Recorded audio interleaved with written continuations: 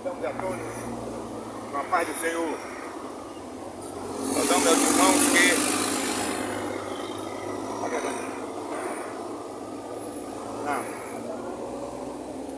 Pregadores de meio da rua, com a paz do Senhor. Mais uma vez, estamos aqui nessa tarde. Eu, irmão Alexandre. Tá bom aí? Sempre estamos aqui, quando é possível, para trazer uma história que há 2000 anos atrás já se falava de um certo Jesus Cristo que nasceu numa manjedoura, em uma família pobre, para que Israel, por meio dele, fosse restaurado a sua adoração. E naqueles dias, o sumo sacerdote Israel estava todos desviados dos mandamentos e estatutos do Senhor.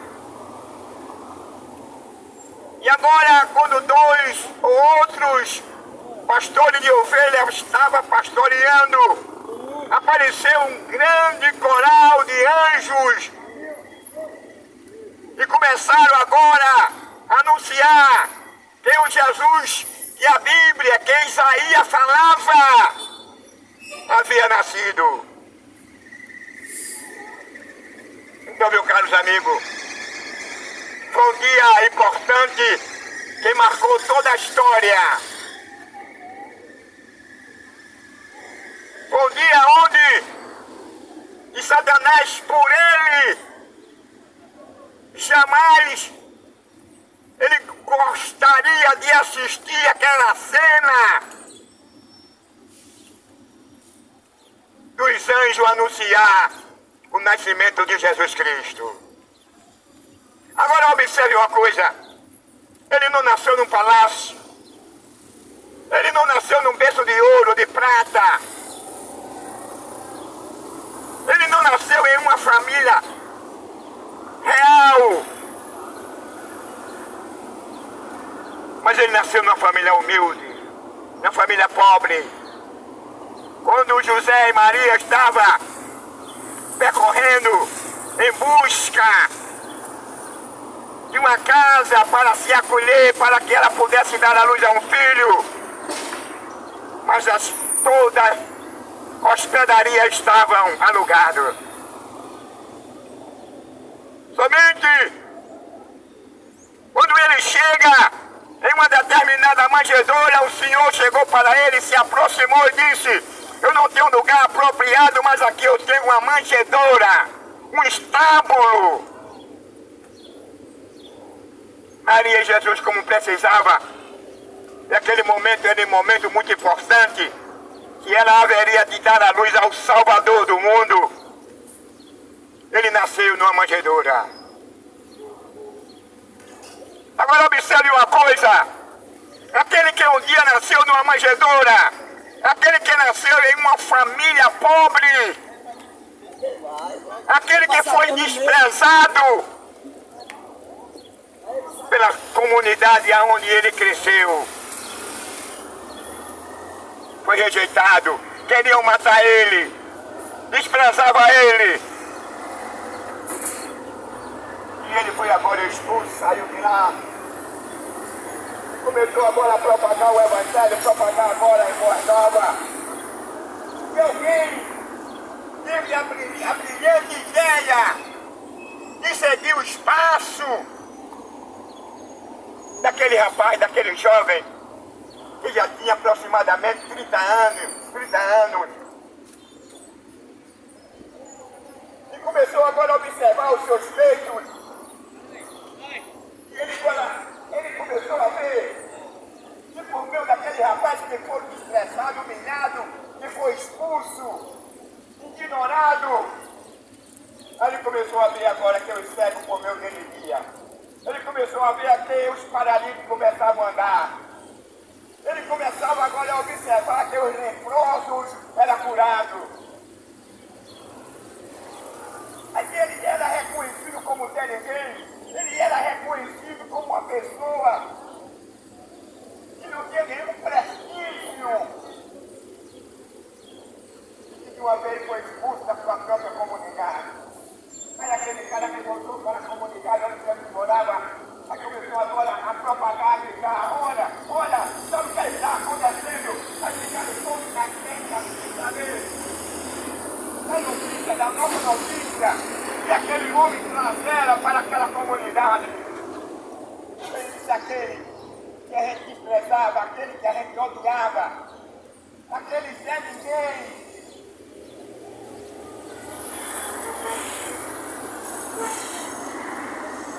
Por meio dele os cegos estão vendo. Por meio dele os paralíticos estão andando. Por meio dele os leprosos são curados. Por meio dele os demônios que se apoderam ou que se apoderaram dos homens têm sido expulsos.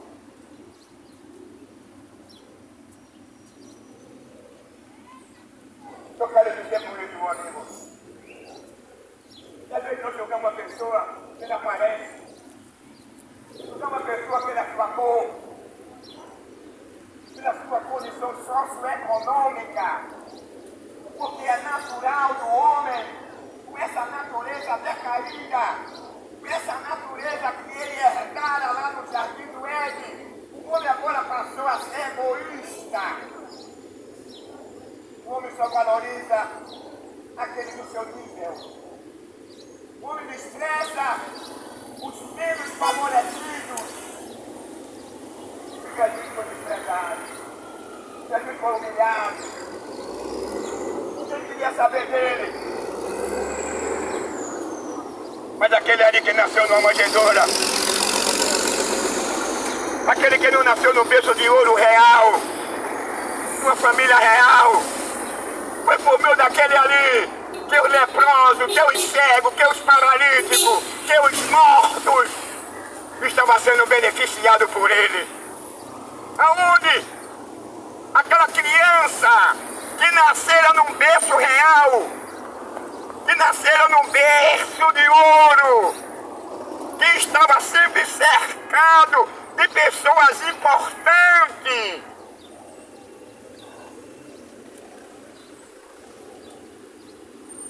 Não tivera essa autoridade sobre os demônios, sobre os paralíticos.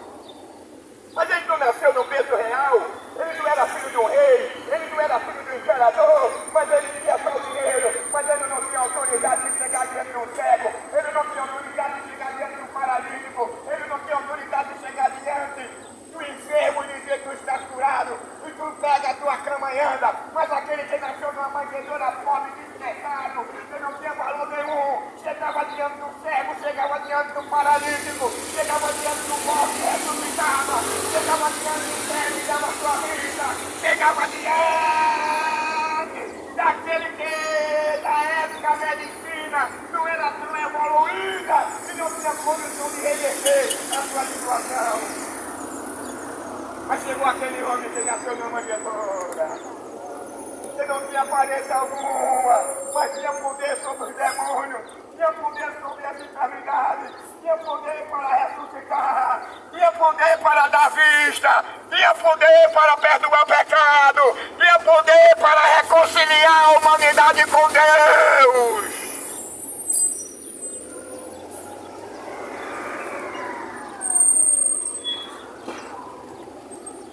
Há 2000 anos atrás, essa história é tão interessante, é tão importante, que nos nossos dias sempre houve pessoas egoístas, pessoas que pensam que o que ele tem, o que ele possui aqui nessa vida é tudo, mas não. Tudo aqui é passageiro, tudo passa. Para onde você vai, você não vai levar. O que é que eu disse para seus amigos? Quando eu morrer, eu não quero. Se Deus dentro do meu sepulcro, como um epígrafo, proibindo Deus entrar aqui. E ele morreu, os amigos dele pássaro, derramou uma semente, e aquele brotou, e a árvore cresceu, e abriu em dois o sepulcro daquele ateu, daquele pobre homem que não pensava das coisas dessa vida, que desprezava a vida, que desprezava o Filho de Deus. Muitas das vezes, a prosperidade do ser humano, ela é útil. Pode apertar sua mão, assim o Senhor passa para mim. Na vida do homem, porque ele sabe administrar o seu bem. Ele não coloca seu bem, ele não coloca sua riqueza, ele não coloca o seu status em primeiro lugar ou dá prioridade a essas coisas, mas ele reconhece que acima da sua riqueza, que acima do seu status, que acima do seu bem, existe um Deus que criou os céus e a terra, existe um Deus que é dono de tudo, por isso que a Bíblia diz, tudo que é passageiro, e Salomão passa-se tudo, Jesus disse, passa o céu e a terra, mas as palavras dele não podem passar. E essa ideologia, que quando ele morrer, que é tarde, que ele foi depois, era um rei do Egito, mas nunca apareceu nenhum rei até hoje do Egito, para dizer que tal ano, tal década. Ele morreu e hoje está matando a sua riqueza. Mas Jesus, como Filho de Deus, é seu pobre, ele se fez pobre. Foi verdade. Apanhou, foi cuspido no rosto, foi maniatado, foi tido como um demônio.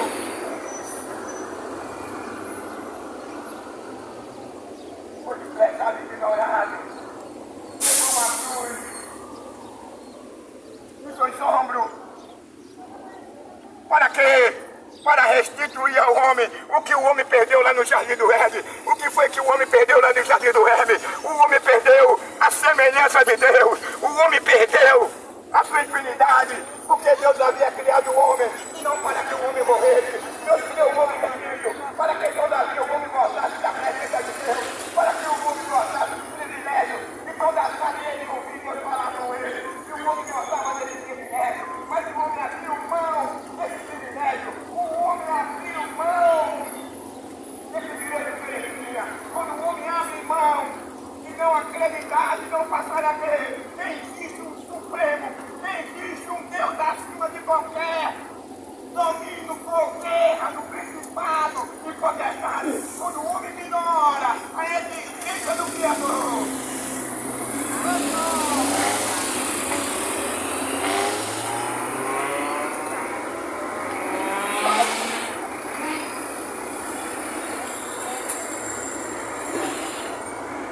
Sabe qual que é a história difícil? Porque o coração dele agora vai passar a morar um demônio. E a Bíblia diz que cada pecador habita um demônio. E esse demônio só poderá sair da vida do pecador quando ele deixa que Jesus venha fazer morada no seu coração. Após o pecado o negócio ficou sério. Antes do pecado não. Antes do pecado o homem não era cavalo. O homem não estava escravo. O homem não era vulnerável. Mas depois do pecado o homem passou a vestir uma calcinha. O homem passou a vestir uma saia. Depois do pecado o homem passou a ser ladrão.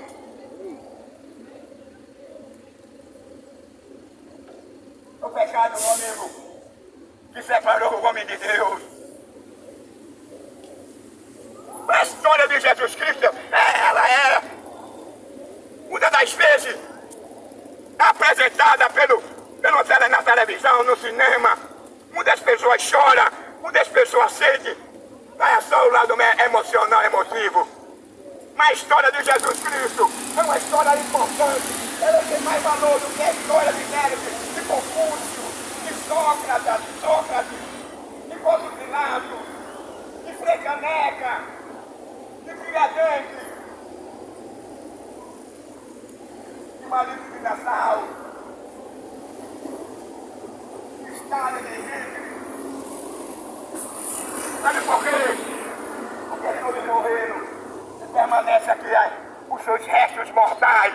Jesus morreu, mas aqui não permaneceu nada dele. Quando ele morre, ao terceiro dia, diz a Bíblia, que os soldados romanos estavam vigiando ali o sepulcro dele, na ideologia de que os judeus, aqueles que os seus seguidores, haveriam de roubar o seu corpo. Essa é a ideia que passaram para Pôncio Pilato e para o sumo sacerdote.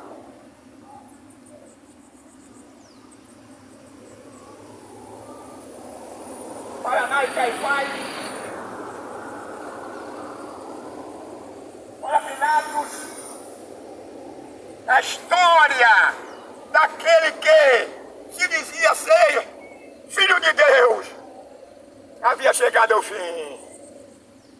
Então ele estava certo de que ninguém iria mais falar naquele nome. Ele estava certo que ali foi o fim da história de Jesus Cristo, mas pelo contrário, ali foi o início da história dele, porque a Bíblia diz que no terceiro dia, mesmo um bocado de soldados tomando conta do sepulcro dele, a Bíblia diz que vieram os anjos e removeram a pedra, e os anjos caíram por terra, mas eles viram a presença dos anjos removendo a pedra, e Jesus sai agora triunfante. E quando Jesus sai, os soldados agora se dirigem, em vez de ele ir para o prefeito ou o governador, eles se dirigiram para Caifás e Anás, porque ele sabia que ia ser subornado, ele sabia que ia receber dinheiro, ia receber o prêmio para ele ficar calado e não divulgar que Jesus Cristo não foi, que foi roubado pelos seus seguidores e não ressuscitou. Mas Jesus ressuscitou. Só foi a prova da ressurreição de Cristo. Sou eu, sou Simão Alexandre. Não é o fator de lá em Israel estar um sepulcro com o seguinte tema: aqui não está, ou não reza os restos mortais de Cristo, porque ele ressuscitou. E Jesus disse a Maria: Maria, que viesse buscar aqui no sepulcro, no meu sepulcro, isso aqui é um sepulcro como outro qualquer, isso aqui não tem valor nenhum, isso aqui só vai levar você ao quê? A idolatria, porque eu não estou mais nele, eu saí dele, eu estou aqui agora, me explico, porque eu ressuscitei, e a minha ressurreição foi para dar.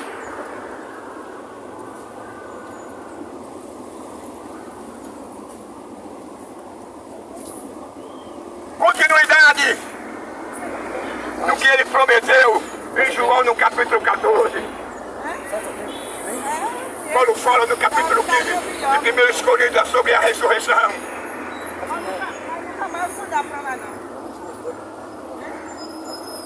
A ressurreição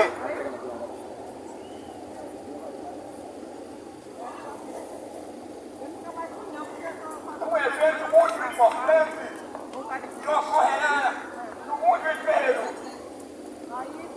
A ressurreição do arrebatamento. A ressurreição, em primeiro lugar, os mortos ressuscitarão. Em segundo lugar, os que estarão vivos serão arrebatados.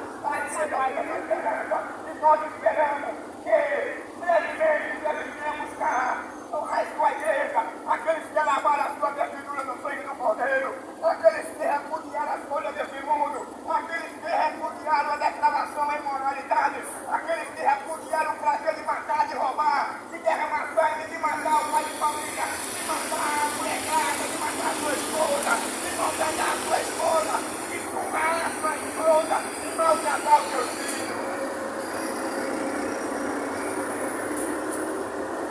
Ressurreição.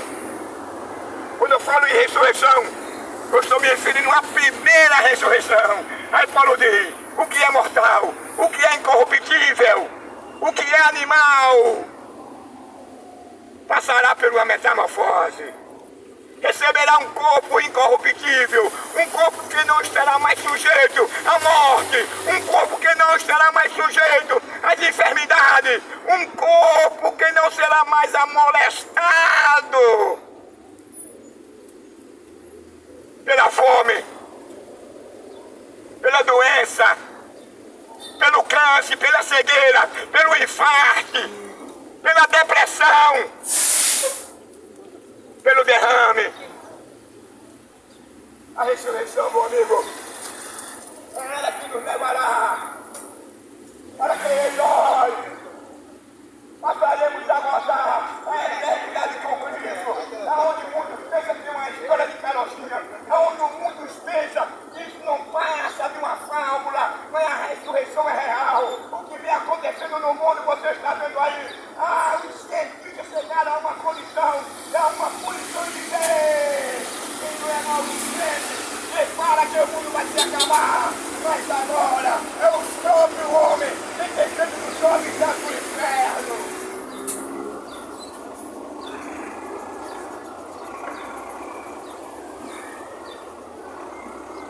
Nós falamos a início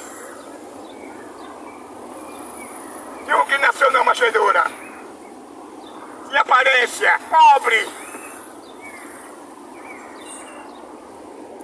mas com um objetivo de reconciliar o mundo com Deus. Então, meu amigo, somente Ele é que pode restaurar a sua vida. Somente Ele é que pode te absolver da condenação eterna.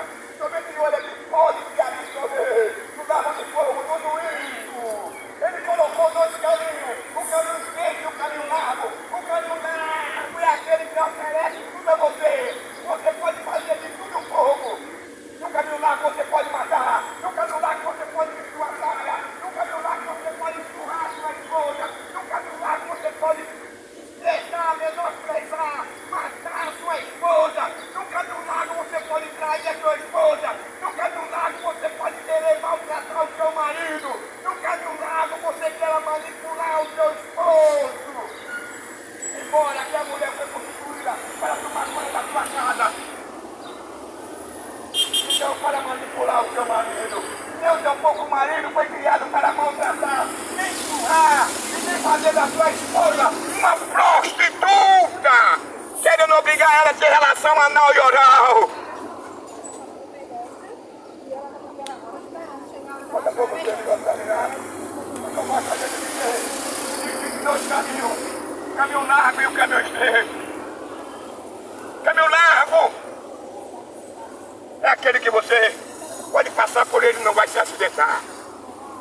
Caminho estreito, você tem que andar com ele com cuidado, porque ele é estreito. Caminho largo oferece tudo. O caminho largo é o contrário. O caminho estreito é aquele que você tem que absorver.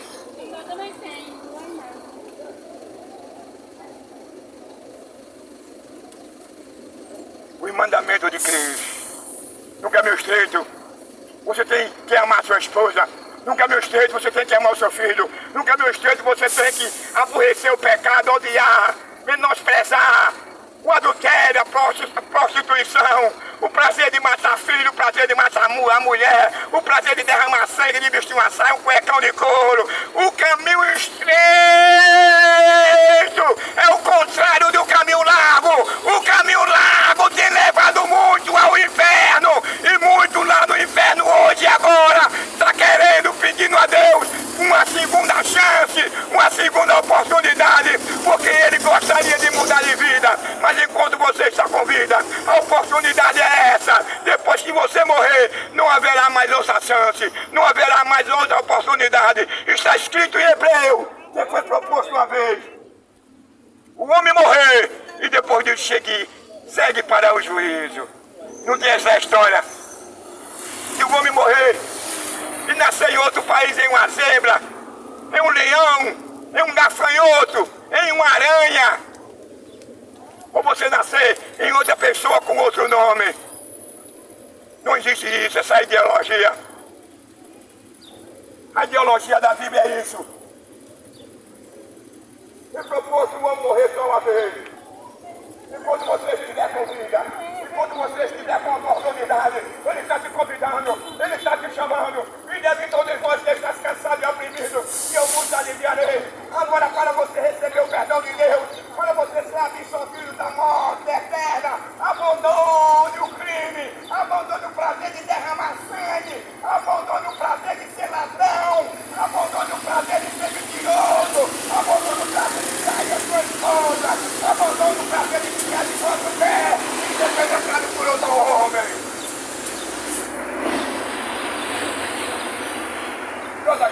pregamos um evangelho de oba-oba, não. Nós não pregamos um evangelho cultural, não um evangelho capitalista. Nós não pregamos um evangelho que Cristo pregou. Nós pregamos um evangelho que João Batista pregou. E ele chegou para a sua nação dizendo: arrependei-vos e convertei-vos. Há uma necessidade de um arrependimento. Há uma necessidade de uma nova uma regeneração. Se você não passou por esse crivo do arrependimento e da regeneração, de modo algum o seu nome estará escrito no livro da vida. Abandone o pecado, a imoralidade, a prostituição.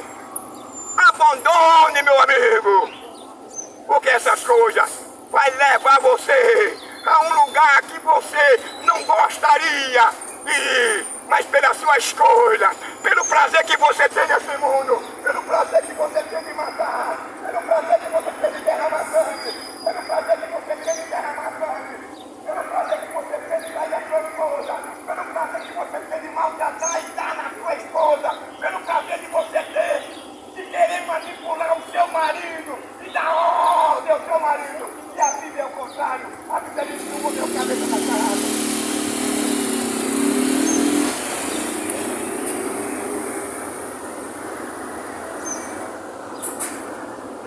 Deus criou o homem. E a mulher? E diz a Bíblia, o escritor diz assim: e fez o homem macho e fêmea. Então o homem e a mulher diante de Deus são iguais. Deus deu a mulher para ser uma auxiliadora, uma companheira. Deus não deu a mulher ao homem para ser uma escrava, não ser uma prostituta, não para que o homem venha fazer dela de uma meretriz. Deus deu uma esposa para o homem, para que o homem se satisfazesse, para que ele tivesse prazer e depois reproduzisse, mas não para usar a sua esposa por anal e via oral. Arrependemos e convertemos, ó geração assassina, depravada, geração que gosta de usurpar o trabalhador, geração que rouba o trabalhador aqui é usurpado, o trabalhador aqui é roubado, o trabalhador aqui não tem valor nenhum, o ladrão está vivendo, tem mais valor do que o trabalhador.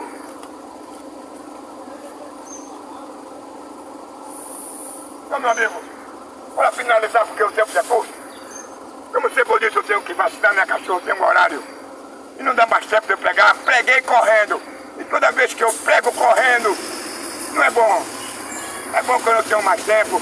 Então, meus irmãos que estão me assistindo, olhe por mim para Deus tomar uma iniciativa, ou curar minha cachorra, ou fazer qualquer coisa, porque o tempo está muito pouco para mim. Que Deus continue ajudando a todos. O meu canal é @Hernani Guedes 77 ou Hernani Guedes. E os irmãos querem assistir. Quiser assistir, pode assistir. Olhe por mim para Deus me dar tempo. O meu tempo ficou muito curto. Eu não posso abandonar a minha cadela. Eu tenho um horário de ferir a pressão dela e tenho um horário de aplicar a insulina dela. Portanto, olhe por mim, que Deus nos abençoe nessa pouca e breve palavra, que eu não sou um grande pecador, eu não sou um grande orador, mas eu gosto de falar do amor de Jesus, daquele que foi expulso, daquele que nasceu da manjedoura, daquele que se fez pobre, mas aquele que agora sentou à destra de Deus e que governa todo mundo e ama todo de igual modo. O que ele aborrece é as ações do ser humano, como está escrito em Romano, no capítulo 5. O homem não goza da paz com Deus por causa da sua escolha. Que Deus nos ajude, que Deus nos abençoe. Em nome de Jesus, deixe de vestir o cuecão de matar e de roubar.